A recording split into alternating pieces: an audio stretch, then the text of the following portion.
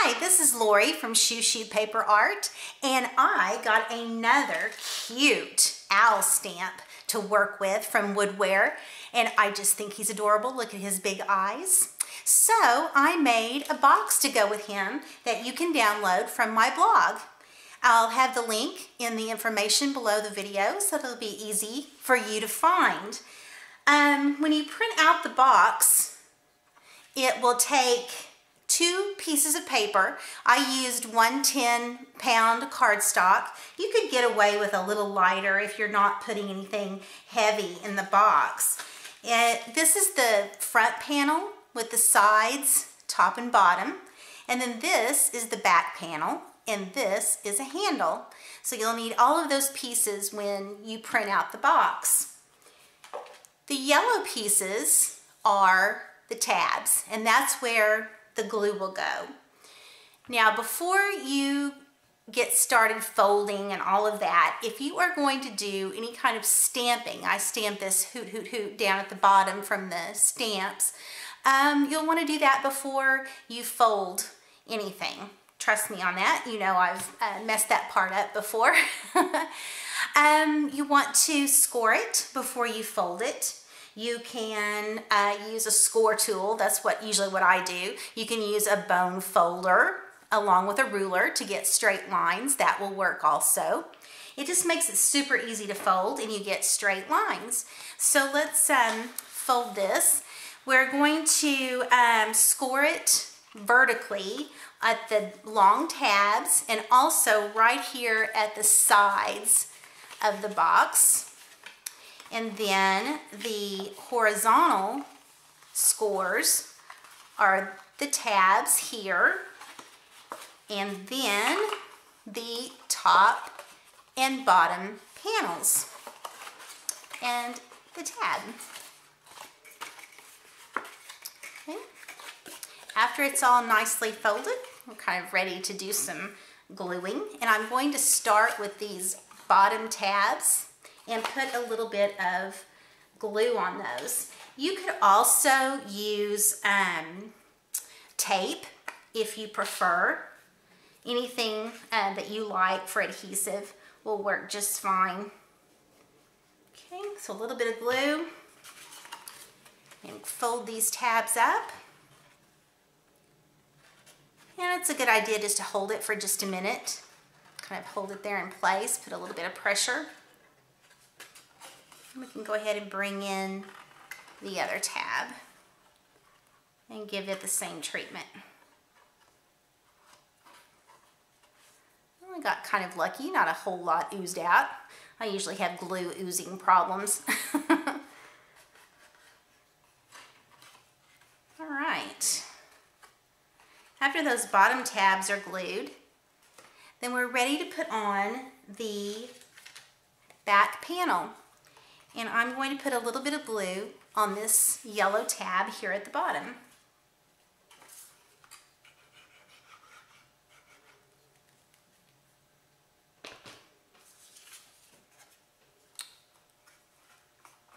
And then I'm just going to line up that back panel so that it's centered.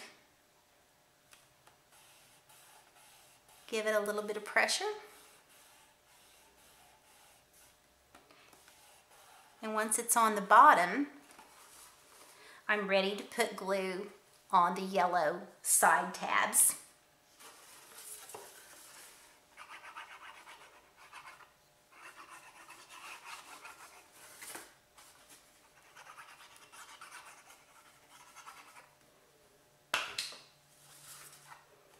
All right, I'm just going to start on one side, lining it up, giving it a little bit of pressure.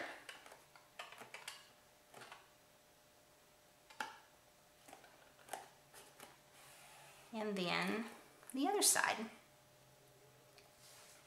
If you happen to get a glimpse of how bad my nails look, please excuse them. They are recovering from acrylic nails and they are kind of in the stage of looking worse before they get better. At least I hope that's the stage I'm in. So hopefully they'll be better soon. One of the tricks that I do for these side tabs is to turn the box over so that the tabs are flat on the table.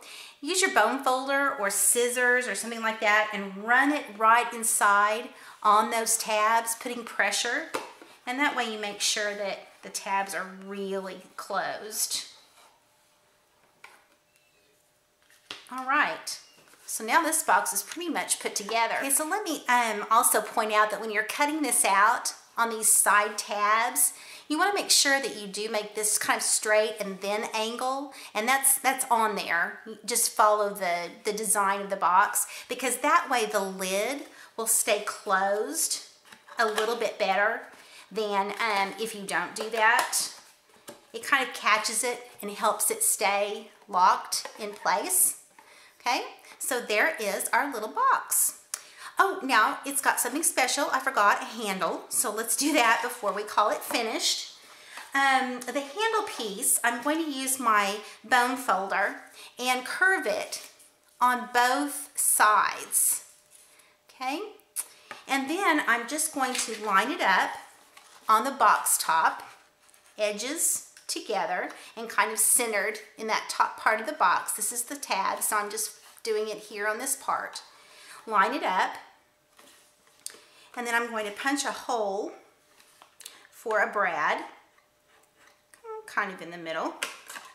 Okay, and then I'm going to do the same thing on the other side. I'm going to move that over and kind of line it up in the middle again and do another punch. Okay, and now I need a couple of brads. Okay, so let's slip that in there and into the top of the box. Kind of line it up, close that brad. Okay, and now for the other side, I'm also going to line it up, but I'll need to pull it in a little bit to line up the holes and kind of straighten up that handle the way I want it. Put in another brad.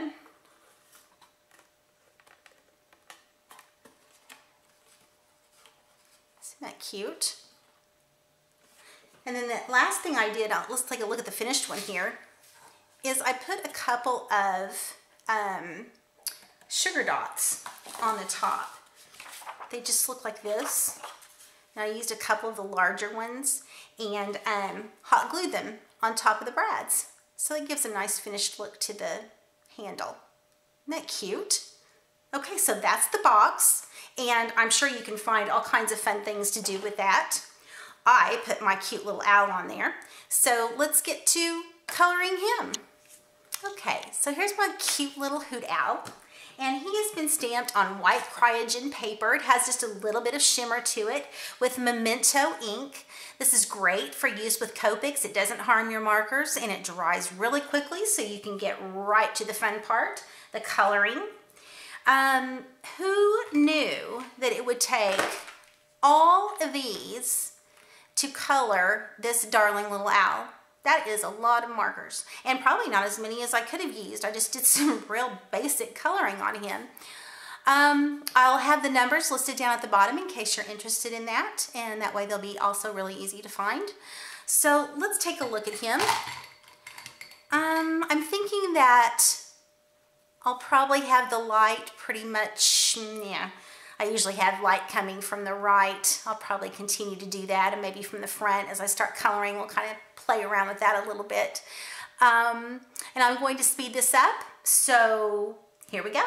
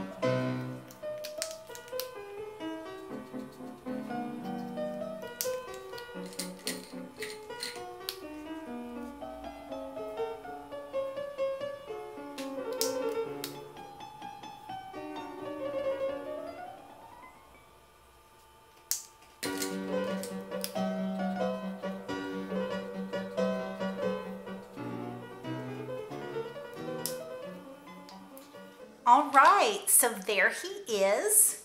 And there's a couple of other things to do. I cut him out, and I must confess these leaves were pretty hard to cut out, but I did it. You can see they're all there. I just had to be kind of careful and take my time. It wasn't too bad. And I also used a little bit of distress ink on him. This is a tea dye, and I just took my pad and went around the edges and highlighted him just a little bit. I kind of like it that he looks kind of, I don't know, country-ish or woodish or something. Definitely not necessary, but I kind of like the look of it. You want to make sure and do that after you're completely finished with your Copics. Distress inks and Copics are not a good mix. They will harm your markers, so make sure you're through with them before you do this. So let's see. We made the box and we've colored the owl.